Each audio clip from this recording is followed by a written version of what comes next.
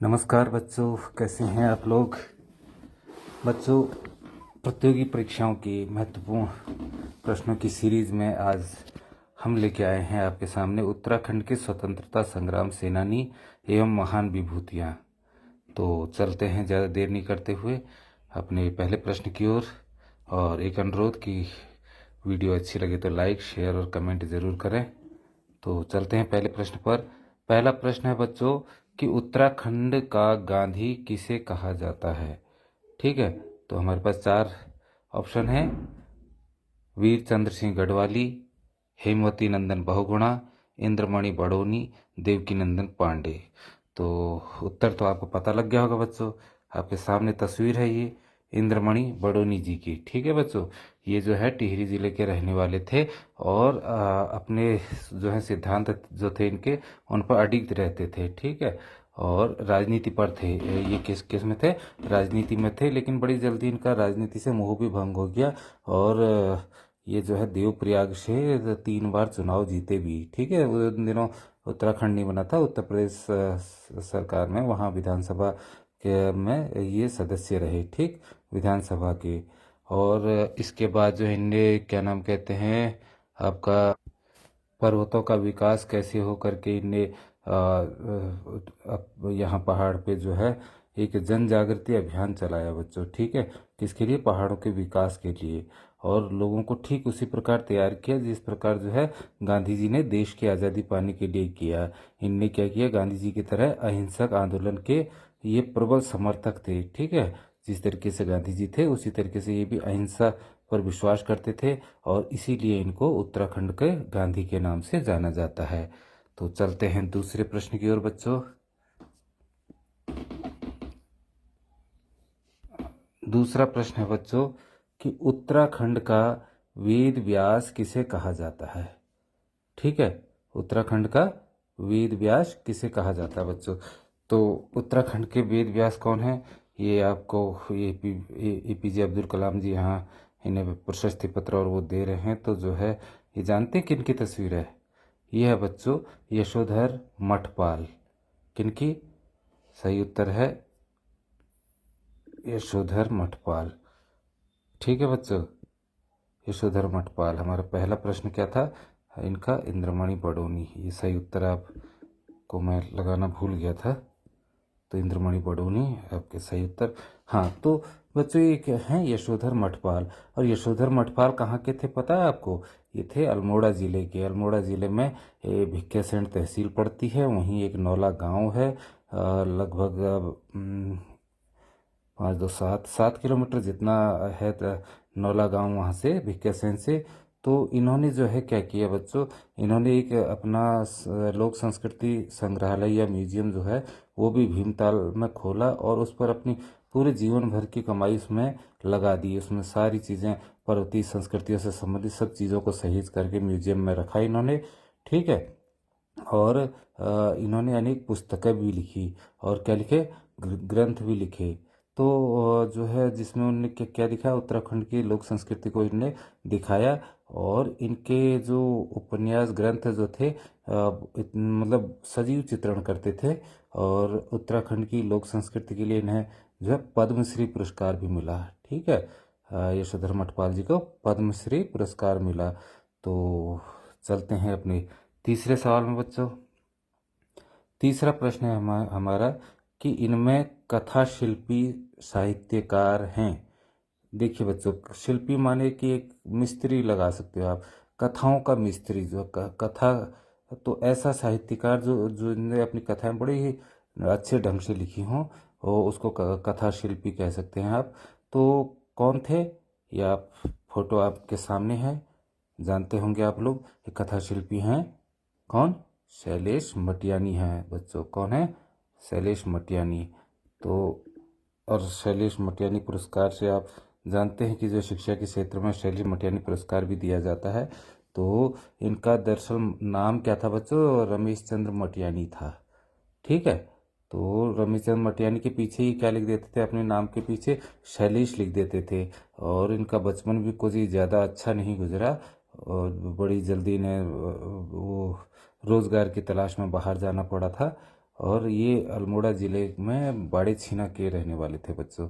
तो बाड़े छीना कहाँ है आपको पता है? अल्मोड़ा से चितई गोलू एक जगह है जो मंदिर है, गुलजू मंदिर, उनको तो सब जानते हैं, उसी से आगे बाड़ी छीना पड़ता है, वहाँ के ये रहने वाले थे और एक बहुत प्रसिद्ध साहित्यकार और कवि थे। ठीक है, इनकी कविताओं में जो है किसी भी चीज़ का सजीव चित्रण देखने को मिलता था। सजीव चित्रण माने जैसे आप कविता पढ़ रहे हो या कहानी पढ़ रहे हो और वो दृश्य आपके आंखों में जो है चल रहे हैं, तो इस ऐसे चित्रों को, ऐसी कहानी को हम सजीव कहानी कहते हैं, सजीव चित्रण कहते हैं। ठीक है, और इसीलिए इनको कथा शिल्पी भी कहा जाता है। तो ये तो था हमारा ये सही विकल्प बच्चों। ठीक है, अब चलते हैं हम चौथे प्रश्न की ओर। चौथा प्रश्न है बच्चों कि आयरन वॉल ऑफ इंडिया की उपाधि किसे दी गई है? आयरन वॉल ऑफ इंडिया की उपाधि किसे दी गई है? चित्र दिया है आपके सामने, पहचानिए इसे, कौन है? आयरन वॉल किसे कहते हैं बच्चों? पहचानिए। इनका जन्म जो है वहाँ हुआ था, पिथौरागढ़ जिले में। कौन है? अब आप पहचान सकते हैं, ये हैं बच्चों त्रिलोक सिंह बसेड़ा। कौन है? त्रिलोक सिंह बसेड़ा इसका सही उत्तर है। ठीक है, तो ये बच्चों पिथौरागढ़ जिले में रहते थे और पिथौरागढ़ जिले में एक गांव पड़ता है कोई देवलथल, तो वहाँ के रहने वाले थे और फुटबॉल के बहुत अच्छे खिलाड़ी थे ये। और फुटबॉल के खेल में इनका इतना ज़बरदस्त होल्ड रहता था कि जो है इनको जो है आयरन वॉल ऑफ इंडिया की उपाधि दे दी गई। 1962 में जो जकार्ता में एशियन गेम्स हुए थे बच्चों, इंडोनेशिया है ना, इंडोनेशिया की राजधानी है जकार्ता। तो जकार्ता में जो एशियन गेम्स हुए थे, तो वहाँ भी स्वर्ण पदक हमारी टीम ने प्राप्त किया था। उसके सदस्य हमारे ये आपके क्या नाम कहते हैं, त्रिलोक सिंह बसेड़ा भी रहे। ठीक है, और बड़ी जल्दी इनकी का निधन भी हो गया था। लगभग 45 साल की उम्र में इनका निधन हो गया था। किसी खेल में इन्हें शायद चोट लगी थी, वही बीमारी, वही लाइलाज बीमारी बन गई इनके लिए। और इनके मरने के पश्चात, इनके मरणोपरांत जो है उत्तराखंड सरकार ने इनको क्या दिया था? देवभूमि उत्तराखंड रत्न पुरस्कार प्रदान किया था। ठीक है, कब किया था? 2014 में किया था बच्चों। चलते हैं नेक्स्ट प्रश्न पर। अगला प्रश्न है बच्चों, वीर चंद्र सिंह गढ़वाली की उपाधि किसे दी गई है? तो इससे तो आप बहुत अच्छी तरीके से जान सकते हैं। ऑप्शन भी है, चंद्र सिंह भंडारी, विश्वम्भर दत्त चंदोला, चंद्र सिंह रावत या चंद्र सिंह नेगी। तो कौन है सही उत्तर बच्चों? ये जानबूझ के मैंने ऑप्शन में चंद्र सिंह लिखा है, तो चंद्र सिंह भंडारी है इनका सही उत्तर। क्या है बच्चों? चंद्र सिंह भंडारी। तो ये तो इनका राइट आंसर हो गया, चंद्र सिंह भंडारी बच्चों। ये क्या था, इनका जन्म कहाँ हुआ था? एक पौड़ी गढ़वाल में है गांव, रोनीसेरा में हुआ था इनका जन्म। और ये आज़ादी से पहले कहाँ थे? अंग्रेजी सेना में तैनात थे बच्चों। ये जो थे अंग्रेजी सेना में एक किसी पद पर तैनात थे, या तो मेजर थे या कुछ थे। तो जब 1930 में सविनय अवज्ञा आंदोलन चल रहा था बच्चों, तो महात्मा गांधी के नेतृत्व में, तो पेशावर में जो है इनको भेजा गया कि वहाँ पर जो कुछ आपके पठान लोग जो है, पठानों का एकजुट होकर के वहाँ पर आंदोलन कर रहे थे, तो उस आंदोलन को दबाने के लिए इनको वहाँ भेजा गया। और वहाँ जाने पर इन्होंने देखा कि सभी लोग निहत्थे हैं, तो और उन्हें वार्निंग दी गई, यानी कि चेतावनी दी गई पठानों को कि जो है आप हट जाइए, बुलवाइए, आप हटो, जैसा पुलिस कहती है अमूमन कि जो बुलवाइयो, आप हट जाओ करके 3 बार वार्न करती है। तो वो वार्न किया, लेकिन वो लोग अपनी जगह से टस से मस नहीं हुए। ऐसा होने पर जो है एक अंग्रेज अधिकारी ने इनको अपने ये वीर चंद सिंह को क्या कहा कि इन पर फायर कर दो, 3 राउंड फायर कर दो। तो इन्होंने निहत्थे लोगों पर फायर करने से सीधे मना कर दिया। और मना कर दिया तो अपने इंसल्ट होते थे कि जो है अंग्रेजी ब्रिटिश सरकार ने जो है इनको 14 साल की सज़ा सुनाई, कड़ी सज़ा सुनाई। बाद में क्या नाम कहते हैं, ये बाहर निकले, ये भी स्वतंत्रता आंदोलन में शामिल हुए। महात्मा गांधी ने इनके लिए ये भी कहा कि मुझे एक चंद्र सिंह गढ़वाली ऐसा ही और मिल जाता तो भारत तो बहुत पहले आज़ाद हो गया होता। और इन्हीं इनकी इसी वीरता के कारण इन्हें क्या कहा गया? वीर चंद्र सिंह गढ़वाली। क्या नाम दे दिया गया? वीर चंद्र सिंह गढ़वाली बच्चों। तो ये आप जानते ही हैं। बाकी ये जो है हमारी पब्लिक को और गरीबों को जो लोन दिया जाता है, वीर चंद्र सिंह गढ़वाली का एक लोन भी सब्सिडी पर दिया जाता है, तो उससे भी आप लोग जानते होंगे। तो चलते हैं अपने नेक्स्ट क्वेश्चन में बच्चों। छठा प्रश्न है हमारा, क्या है कि कुमाऊं का बैरम खां किसे कहते हैं? ठीक है बच्चों, कुमाऊं का बैरम खां किसे कहते हैं? तो अब पहली वो चीज़ है कि बैरम खां कौन था? बैरम खां जो है बच्चों अकबर का संरक्षक था। अकबर का संरक्षण किया था उसने, अकबर की देख रेख की थी। तो उसी प्रकार जो है ये हमारे यहाँ शिवदत्त जोशी, इनका नाम क्या है? शिवदत्त जोशी। तो शिवदत्त जोशी जी ने भी वही काम किया। ठीक है बच्चों, इनने क्या किया, जब ये कुमाऊं का इतिहास में जब रोहिलाओं का युद्ध चल रहा था, तो इन्होंने रोहिलाओं को युद्ध में पराजित किया। ये जो है चंद वंश के शासनकाल में क्या थे? मंत्री थे। उस दौरान जो है कल्याण चंद जो है राजा था।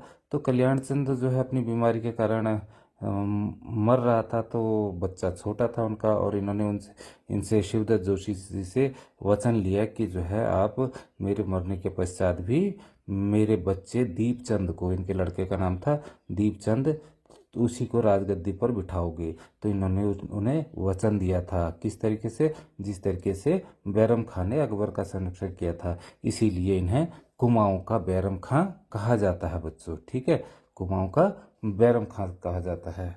अगले प्रश्न में चलते हैं। सातवां प्रश्न है बच्चों, गोल्डन बॉय की उपाधि किसे दी गई है? ठीक है, गोल्डन बॉय आप चित्र में देख ही रहे हैं कौन है गोल्डन बॉय। गोल्ड ही गोल्ड है हाथों में, जो है क्या नाम कहते हैं?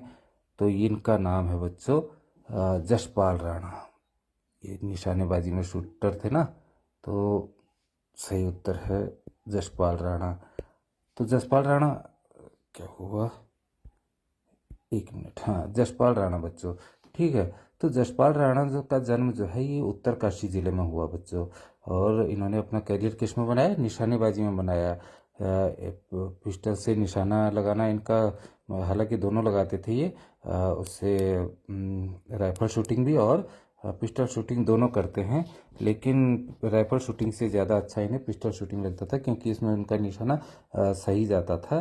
तो इन्हें पिस्टल किंग के नाम से भी जाना जाता है। अगर पूछा जाए पिस्टल किंग के नाम से किसे जाना जाता है, तो वो भी जसपाल राणा ही है बच्चों।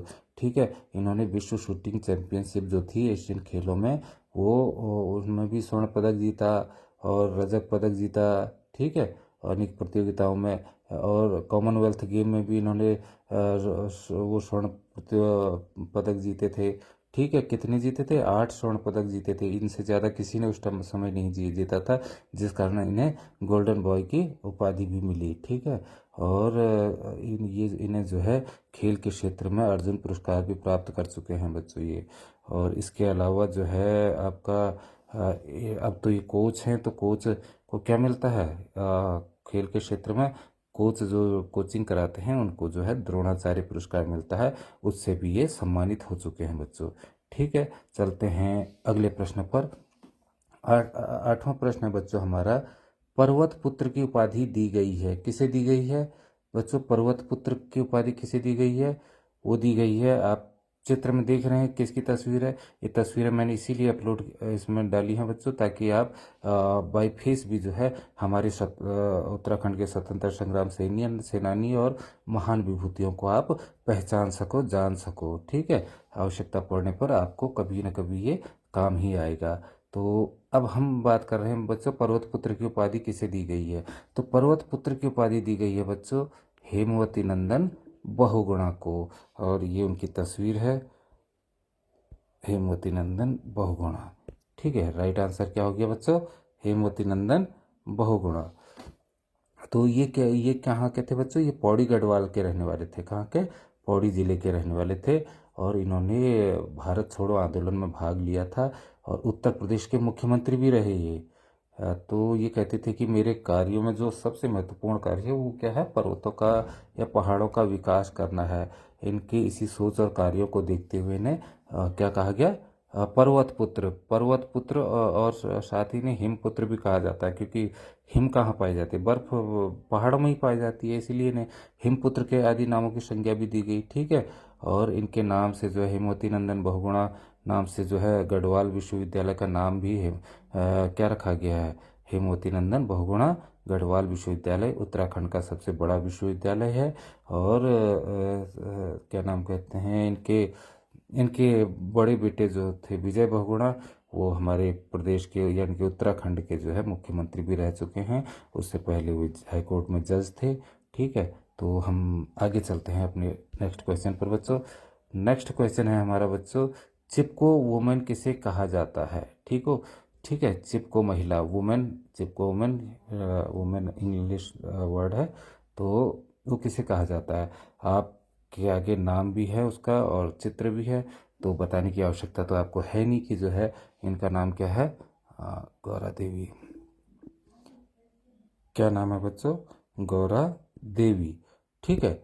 तो गौरा देवी जो है बच्चों क्या थी, ये चमोली ज़िले की रहने वाली थी। ठीक है। कोई रैनी गांव पड़ता है, रैनी गांव, वहाँ की रहने वाली थी।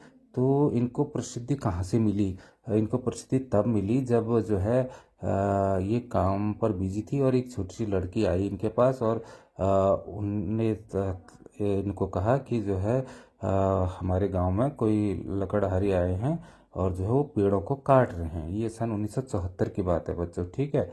तो ये बात सुन करके जो है उस दौरान जो पुरुष क्यों नहीं आए, पुरुषों को पहले ही बता दिया गया था कि आपको इस जमीन के बदले और पेड़ों के बदले जो है मुआवजा मिलेगा। मुआवजा माने सरकार द्वारा दी गई एक जमीन या पेड़ के मूल्य के बराबर दी गई धनराशि को कहते हैं मुआवजा।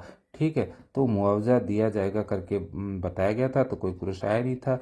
लेकिन जब इन्होंने ये सुना, इनसे रहा नहीं गया, किनसे, गौरा देवी से। और ये कुछ एक महिलाओं, गांव की महिलाओं के साथ शायद 26-27 महिलाएं इनके साथ गई, उनको साथ लेकर के वहां पर पहुंची जिस जगह पे पेड़ काटे जा रहे थे। तो जो लकड़हारे थे वो सशस्त्र थे, शायद ये सेना सेना का कार्य चल रहा था, उसी के लिए पेड़ कटान हो रहा था। तो क्या हुआ कि जो है उन्होंने इनको डराया धमकाया, तो ये महिलाएं सारी जो है पेड़ों पर चिपक गई और बोला कि जो है आप भले ही हमें मार दो, हमें यारी जान ले लो, हमें कोई फर्क नहीं पड़ता, हमें गोली मार दो, लेकिन ये पेड़ हमारे जंगल हैं, हमारे वन देवता हैं और जो है हमारा मायका भी यही है। ठीक है। तो यहाँ से जो है गौरा देवी को बच्चों ख्याति मिली, प्रसिद्धि मिली या पब्लिसिटी मिली। ठीक है। लोकप्रिय जो हुई यहीं से हुई। तो उसके बाद जो सरकार ने इस पर जांच किया, जांच कमेटी बैठाई। ठीक है। तो उसके बाद जांच कमेटी की रिपोर्ट जो भी आई होगी, उसके पश्चात 10 साल तक इस इलाके में पेड़ काटने पर प्रतिबंध लगा दिया गया। तो ये था चिपको वुमेन की कहानी। चलते हैं अपने नेक्स्ट क्वेश्चन पर। अगला प्रश्न है बच्चों कि गढ़वाल का प्रेमचंद किसे कहा जाता है। ठीक है। गढ़वाल का प्रेमचंद किसे कहते हैं। तो आप देख रहे हैं चित्र में, चित्र किनका है बच्चों, ये चित्र है विद्यासागर नौटियाल का। किनका, विद्यासागर नौटियाल जी का। तो विद्यासागर नौटियाल जी बच्चों ये कहाँ के रहने वाले थे, टिहरी के रहने वाले थे।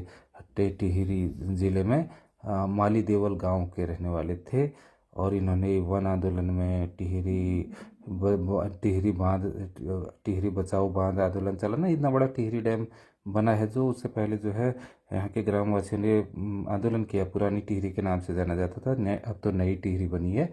तो उस जगह तो जो पुरानी टिहरी थी वो डूब गई है। तो उस दौरान इनने इसके लिए भी आंदोलन चलाया और उसमें बड़े सक्रिय रहे। और ये एक अच्छे लेखक भी थे बच्चों। क्या थे, बहुत अच्छे लेखक थे। इसीलिए तो इन्हें गढ़वाल का प्रेमचंद कहा गया।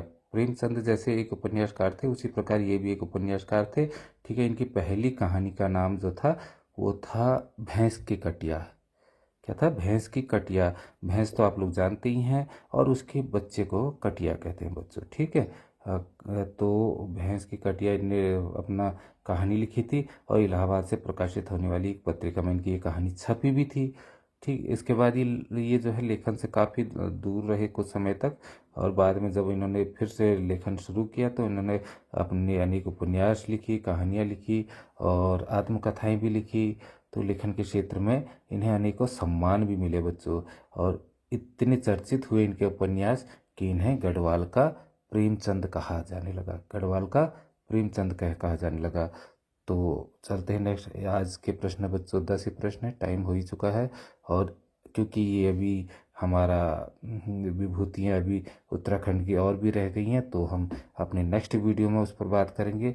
तब तक आपसे एक अनुरोध है बच्चों कि जो है आप इसको मेरे इस चैनल को लाइक कर दीजिएगा, और जो भी आपको अच्छा लग रहा है, कैसा लग रहा है, कमेंट कीजिएगा ताकि मैं अपने उसमें सुधार ला सकूं, और शेयर कीजिएगा बच्चों, ठीक है।